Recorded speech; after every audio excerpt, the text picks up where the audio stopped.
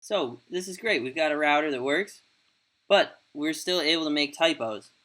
If we misspell something, then it won't work as expected in rendering logic and likewise in our linking logic. So we want this to not even compile in that case. We want to get a type error for that. So how do we do that?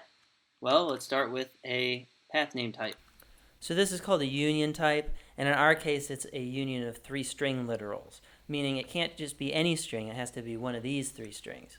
So if we do this, we can see we already get a list of different possibilities. And if we misspell something, we get a type error.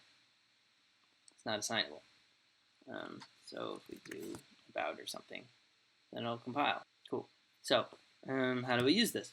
Well, first, the simplest application is in here. So we're casting our path name to a path name. So we don't always know that it's going to be a path name, but we're going to assume that it is. And in that case, we get a type error, and it doesn't compile. Great, so we've solved that problem.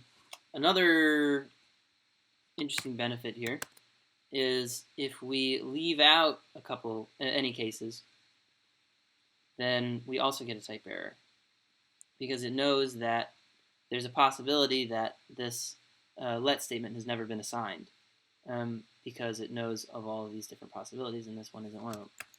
So if we handle, then we no longer have a type error. But as you can see, if we have a misspelled route, we are not getting a component anymore, so we still need the default. Cool.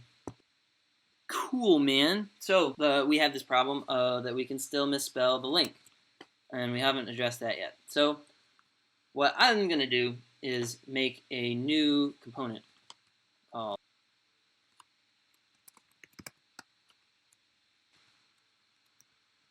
cool. So what's the path name link? Well, if we put it up side by side with link, they've got the same props, but the 2, instead of being a string, is a path name, and same with update location. I'm going to replace all my links with path name links. Should behave the same, but if we misspell something, then we get an error. We did it! We've added type safety to our router.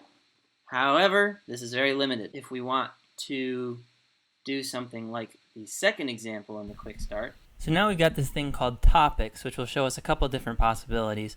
And you can see that the application is able to handle any arbitrary string in this last segment of the URL. Anything we type in will be handled in our state. This poses a problem. How would you represent a variable string in a union type? The solution to this is something called a tagged union type, and that's the subject of our next video, so stay tuned.